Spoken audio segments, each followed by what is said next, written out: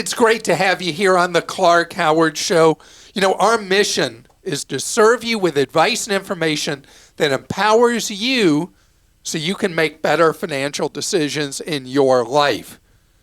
In today's episode, I want to talk about this weird thing where we buy devices that only work as long as the software is still supported and allows the device manufacturer to gather data on you and me all the time. It's crazy, all the things that are tracking us. How do you balance privacy and utilizing modern technology? And later, we keep hearing from people with just terrible stories about enormous medical bills that they're suffering from a hospital visit or hospital stay. I want to talk about how you properly assert your rights after the fact, after you've received a crazy large bill. So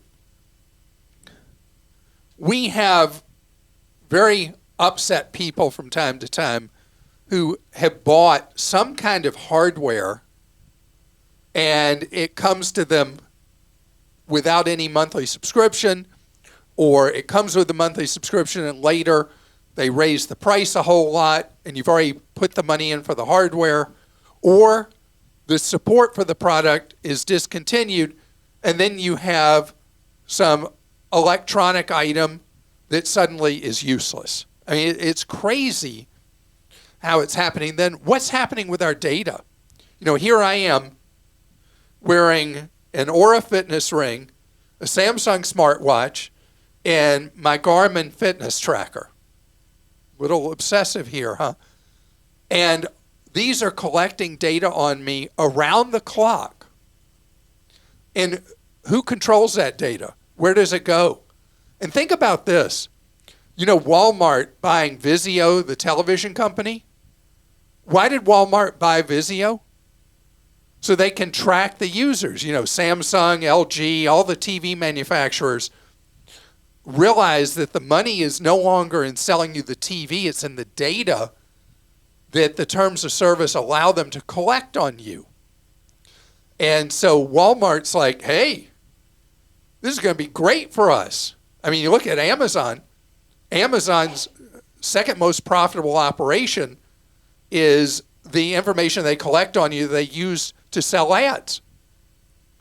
And Walmart's like, why not? So there's so many parts to this. And so you could hear this and you could say, well, what's Clark doing? Why is he wearing all these devices that who knows what's going to happen with the data?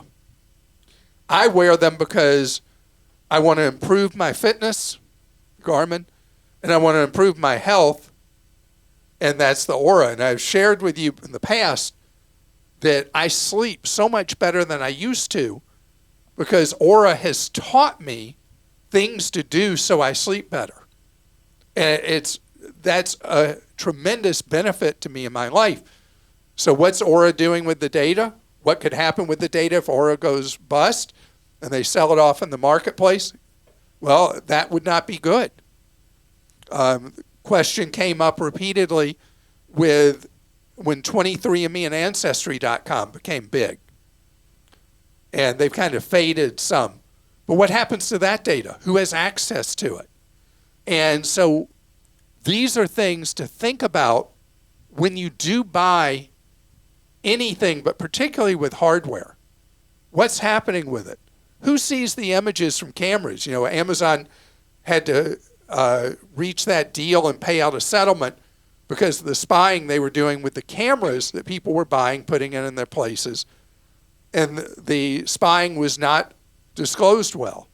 So when you buy something, think about the different layers. You know, we heard from a listener named Tim about an app, a device he bought, that the device then became worthless. And he owned the hardware, but the software was no longer supported. This happened with different smaller camera providers, you know, the digital cameras for the home. So these are things that you've got to consider is when you buy the hardware, how do you feel about the data that's being collected? What's being done with it? What happens if you buy something and then, like this Oura Ring, I was wearing a $12 wedding band from Walmart. And then I paid $299 for this Oura Ring. And I did it because the data now I wear is my wedding band. And so that was a big additional expense that I paid for it. For me, the risk to my data, the risk that this will become just a worthless piece of expensive jewelry, was worth it. And that's the decision you have to make with any of this stuff. Is it worth the risk that the hardware becomes worthless? Is it worth the risk of what happens with your data with each of these things? I mean, we've had some posts from people about the whole TV thing and the TV spying on you. They're like, where can I buy a dumb TV again? It's a good question. They're pretty much all smart TVs. Even the software is not that easy to use, Samsung and LG. The reality is TVs now are sold pretty much across the board as smart TVs that do spy. It's just a decision you have to be aware of and make in your life. All right, we'll go to questions. Jen in Florida says, I've saved a ton of money for years by not having medical insurance. Whoa. Knock on wood for good health. Great health, she said. But my employer now requires it. I recently received an email from my gym, and they said I can pay using contributions from an HSA/FSA. Now I'm interested and I need your help. I understand the HSA's rollover, and I like that feature. But what would be best for someone who gets by with bare minimum insurance and wants to save as much money as possible? The email says they're partnering with a doctor and can provide a letter of medical necessity so the HSA/FSA will approve my medical expense, aka my gym membership. This letter is provided within 3 hours after a $15 consult, no video call necessary. Have you heard of this, and could I really use an HSA or FSA to expense my membership fees? So I've not heard of getting the phony pro forma letter for $15. I've not heard of that. But yes, there are situations where a gym membership can be eligible. Worth doing with FSA money, not worth doing with HSA money. The real advantage is someone who obviously is willing to take risk. The real advantage to you with the HSA is to invest your HSA money with an organization that allows low-cost investing like Fidelity Investments. It's my favorite for the HSAs. And let the money grow. You get a tax benefit up front. It grows tax-free. You spend it tax-free. Enormous economic benefit over the years if you don't use it and you invest it. FSA money works differently, and you can only do one or the other with an employer, so I don't know which one it is you have. With an FSA, which stands for Flexible Spending Account for healthcare, the money has to be used or lost. It defaults back to your employer. So using it for, if you can do it for a fitness thing, using FSA money, good idea. HSA money, not a good idea. Boy, that would be great, wouldn't it, if they would just allow that under FSAs, because people might be more incentivized to get healthy and join gyms.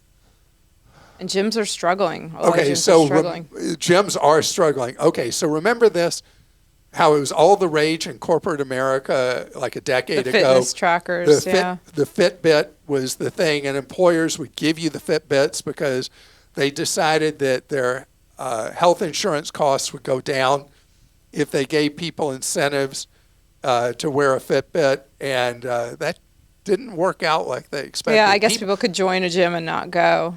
I mean, you have to be self-motivated. I mean, gyms live on the people who join who don't go. Right. They don't live on the people who join and go, generally. Okay, Noah in Virginia says, I read your first 2 books at age 14, and you convinced me to open a Roth IRA when I got my first job in high school as the Chick-fil-A cow. I'm currently looking to buy my first home, and I'm wondering about 15 versus 30-year mortgages. I want to buy something I can pay off in 15, even though I only plan on living in this house for 5 to 8 years. Does it still make sense to take out a 15-year mortgage if it's not my forever home? Yes, so Noah, if you can afford the payments on a 15-year loan, absolutely go for it. You get a lower mortgage interest rate on it, lower risk for the lender, much lower rate of delinquency, default, and foreclosure on 15-year loans than 30-year loans. And not necessarily because the balance is coming down quicker. The best guess why is the mentality of people who take out a 15-year loan are people who tend to be so averse to debt that they just don't end up in foreclosure. So the risk is lower to lenders. So I love that.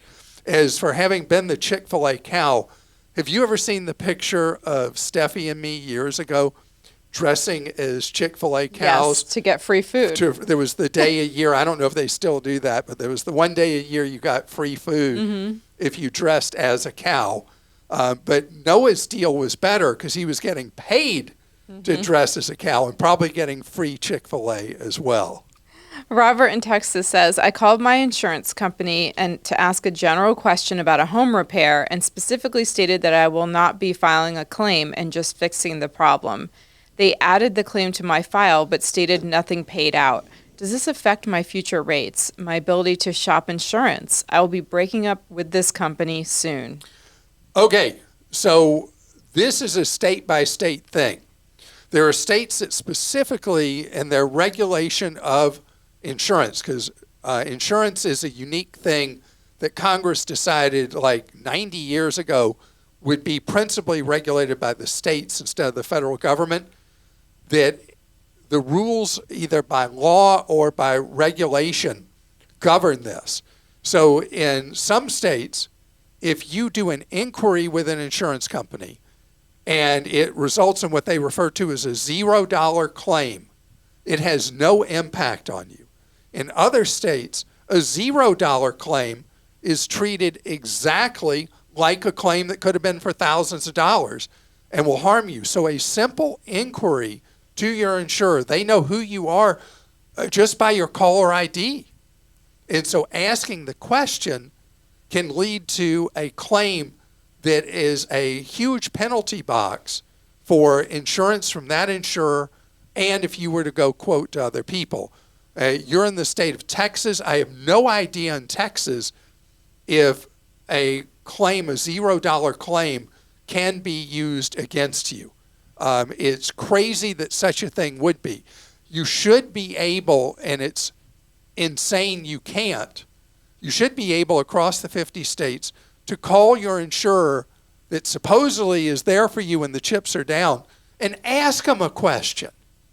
This came up recently in my case because our son's windshield got hit by a rock and the windshield is cracked far enough that it is going to have to be replaced. I think it's being replaced tomorrow actually. And in getting quotes, they'd always ask, each of the glass companies would say, with insurance, without. So all I wanted to know was if we use the preferred provider from our insurer, would we be eligible for the negotiated price that they have, even though we'd be paying? I didn't make that call because I didn't want to generate a $0 claim. And why should it be like that? You have a briefing you found. Yes, I just looked up on the Texas Department of Insurance official site.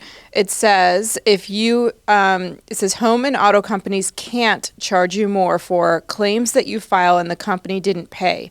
This includes claims the insurance company denied because your policy doesn't cover the damage, and for calling your company or agent to ask questions about your policy or the claims filing process. So, Robert, I mean, this is full service. I just gave the general explanation for the 50 states, and here's Christa on the spot finding the answer for Texas. And also, they can't charge you more for claims for damage from natural causes, including weather, just in case it was something like that. So, your insurer, even though they reflect it, under Texas law, it cannot harm you. You know what is amazing? You think about medicine. You have these people who do heroic work and save your life or improve your health or deal with what ails you. And then you get the bills, and suddenly you feel really sick again.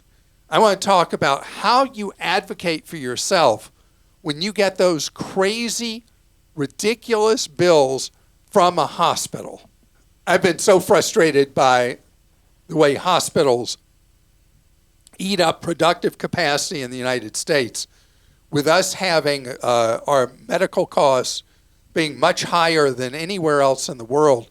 And even if you account for, let's say, unhealthy habits that Americans may have a little more of than people in other developed countries, in no way does it account for the fact that we spend so much more for medical care in the United States than any other country, and twice our national wealth as a percent of the size of the economy in the United States versus any other developed country.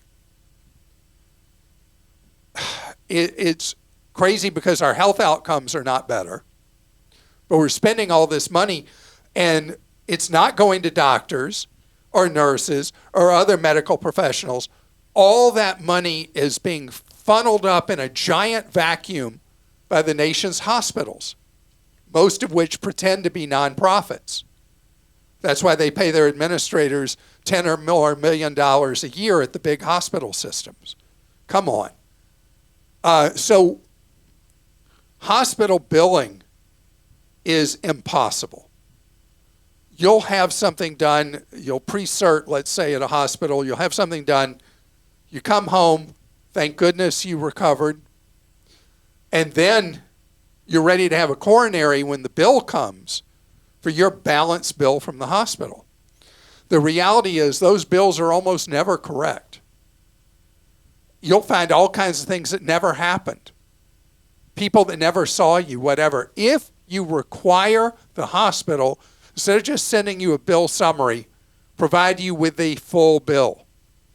If it's a big money deal, you can actually hire a medical billing specialist, what's known as a billing advocate, and we have a link at clark.com for you to find a billing advocate that you can hire to help you. Many of them worked in medical coding in the past, and they know how to look through a bill and see what's going on.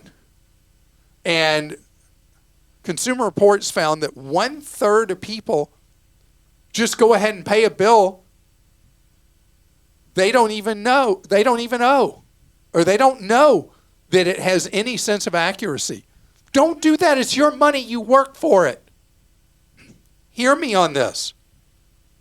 Hospital billing is a mess. So you have the right to that full bill. If by some weird stretch of the imagination, the problem is not that the bill's all messed up and you're being billed for things that didn't happen, you can negotiate the bill, not with the billing department. The billing department in a hospital is incentivized, and their only responsibility is to beat you up for the money, not physically.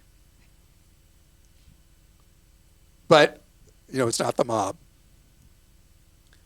But hospitals have patient advocates or social workers that you can talk to and get help with the bill. Either a reduction or a payment plan that works for you. Don't fall for a hospital trick where they say, well, why don't you just put it on a credit card? Or we'll issue you some instant credit for your bill. And then it becomes something that's like a 25, 35% interest rate charge.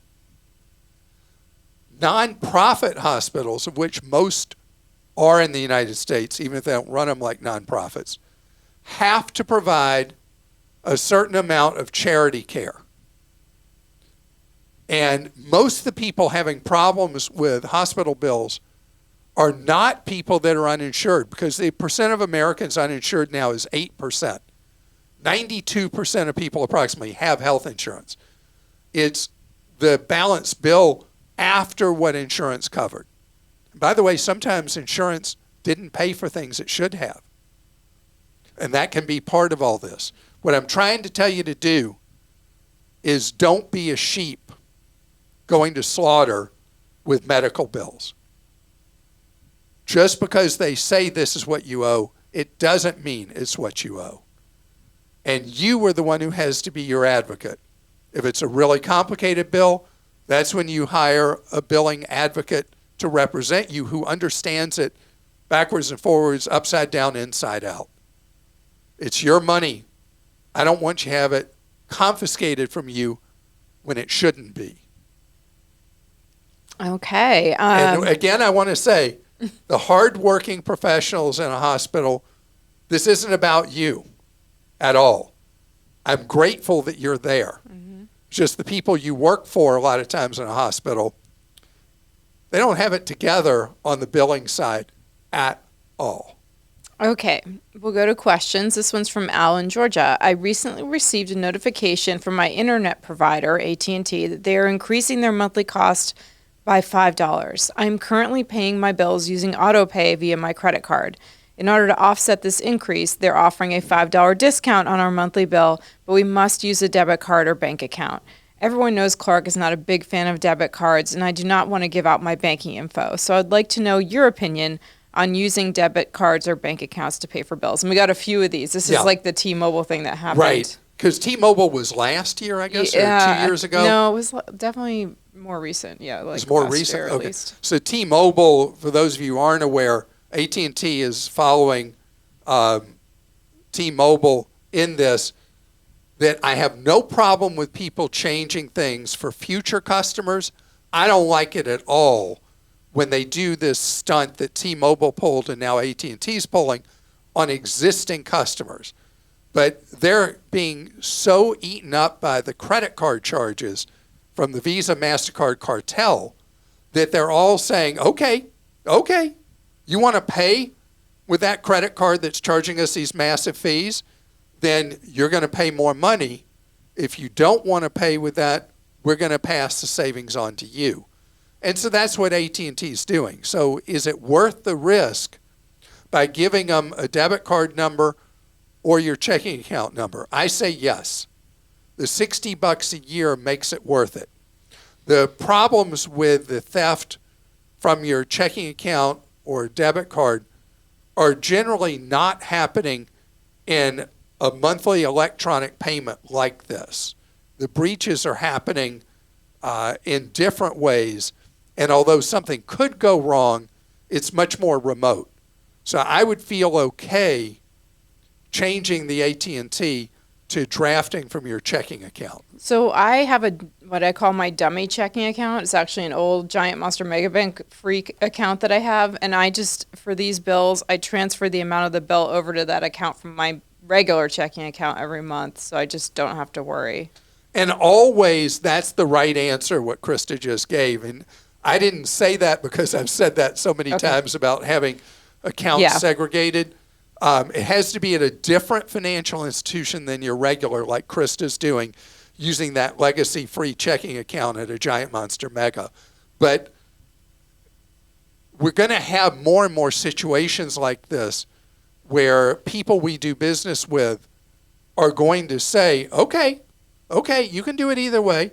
You can pay with that credit card. You're going to pay this much more. Or you can pay with a debit card or a checking account, and you'll pay this much less. And I actually support that because a corrupt Congress is not going to rein in the Visa MasterCard cartel. So it's going to be up to businesses to fight back against Visa and MasterCard and in a transparent way say, here's the deal. They're ripping you off this much. We're getting ripped off as a result. And so here's the alternative. And then if you want to have the best protection of all, you do what Christa's talking about, where you have this other account that you fund only with what you need to pay these various debits over the course of a month. Okay, and this question came in from Tom in Washington. And Tom, I reworded your question a little bit. I hope I got the gist right. I have to edit them down sometimes. So Okay. here it goes. I complained to British Airways concerning an upcoming reservation almost 4 months ago. I was not able to use miles to offset part of the cost of my reservation as I have done in the past. When asked to speak to a supervisor, they said I can't because the office I'm dealing with can't contact the office that has a supervisor. I am scheduled to fly out in August, and at this point, I may ask for my money back because of their lack of a response. I've heard you say that you can file a complaint with a government agency in the UK, but I made the reservation for this trip here in the US online. Is there a government agency in the US I should contact, or should I contact an agency in England? All right, so Tom, we're getting into the weeds here. British Airways, Qatar, Aer Lingus, I'm trying to think what other airlines, Iberia. A lot of airlines now around the world are using Avios, I think is how you say it. Mm-hmm. Avios is a separate corporation, and they both award and manage, and they handle the redemption of frequent flyer points or miles for these various airlines. So what they're saying to you that they did not say very clearly is it's an entirely separate corporate entity that these airlines have farmed out managing their points.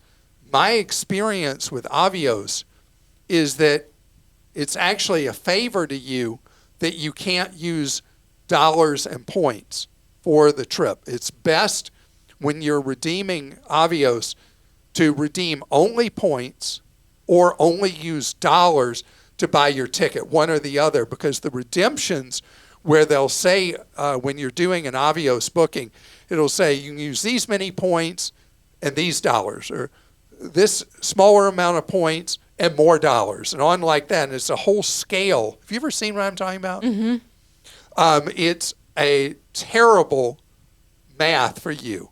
So it's better to do one extreme or the other with an Avios issuing an airline, either a free ticket or a paid ticket, but none of those mealy things in between.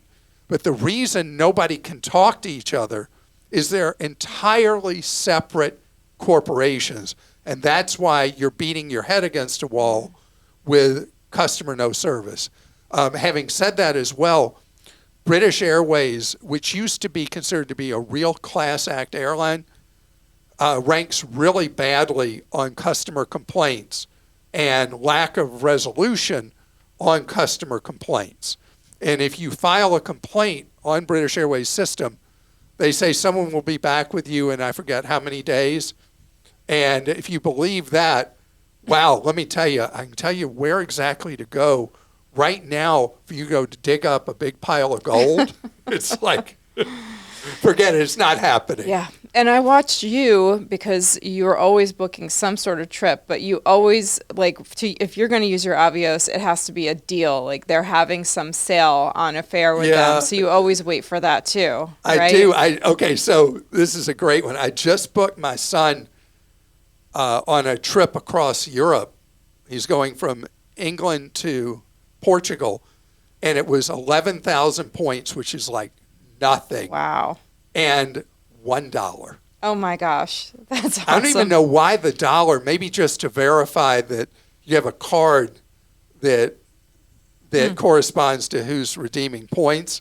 But it was a $1 And where ticket. do you just always look through the different? So there are different. There's that points.me, right? Yeah, so you got points.me if you're an Amex card holder of certain Amex cards. It's a fantastic way to check mileage redemptions. But I'm so in the weeds in the travel world that I follow all these frequent flyer and travel bloggers in Asia and in Europe as well as the United States.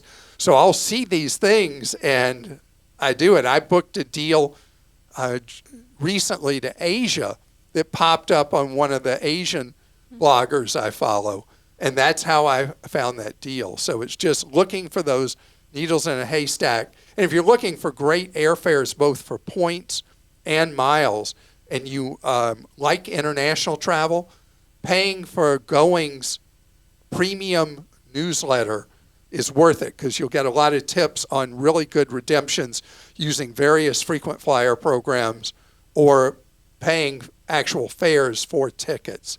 This is a milestone. That was the first time you've said going without complaining that it's called going. All right. Scott's cheap flights. Let's go to Richard and Georgia's question. My mom, who is 88 years old, gives money to 1 or 2 charities every year. But in the last couple of years, she's gotten 20 or 30 requests a week from other charities. She feels bad not helping them all, but with limited income, that is not possible. How can she stop the multitude of mail she gets without stopping to help the causes she has always done? Writing every one of these would take too much time for her, so she just returns requests to sender in mail. Well, Richard, know that your mom is not alone. There are a lot of pseudo or sketchy or fully phony charities that once you hit about 75 years old will start trying to scam you out of money. I don't know if you ever heard the story about how my mom, when she was alive, was getting about 200 solicitations a month from various charities. And I worked out a deal with her that she didn't open any of the envelopes. She put them in a drawer, and I'd go over once or twice a month and go through this huge stack. And what was crazy was almost every one of those were from really not good organizations. And they target the elderly. And I get so upset about that there are people who get up in the morning and say, hey, this is great. We're going to be able to add some more people to our suckers list here and take their fixed income from them. I mean, it really is really stinky, and there's really nothing you can do that will stop these sleazoids from soliciting our older citizens. So it's up to us as adult children to be there like I was able to do for my mom and make sure that no money was coming out of her wallet going to these phony balonies. So it is not an isolated thing happening to your 88-year-old mom. It's the way the underbelly, the dark underbelly of the supposed charitable industry operates. I got to say something. Okay, in this podcast, you heard me rail against hospitals. You heard me attack the Visa MasterCard cartel. You heard me talk about phony charities. And you can start to think that the world is really not a good place. And I don't want you to have that impression. It's just a lot of what will come our way are questions concerning things that aren't working like they should, or are not showing the decency that most organizations show, most businesses show, and most humans at base are good, decent people. So please don't take the negative examples that came up today as a reflection of what the world is like. The world is a mix of good and bad, of all different shapes and sizes and types. And it's my job to make sure that you don't get taken advantage of by those who don't play the game right, who don't play the game clean, who don't play honest with you and your wallet. And remember, what we're about is your wallet, that you learn ways to save more, spend less, and avoid getting ripped off. And we'll see you tomorrow.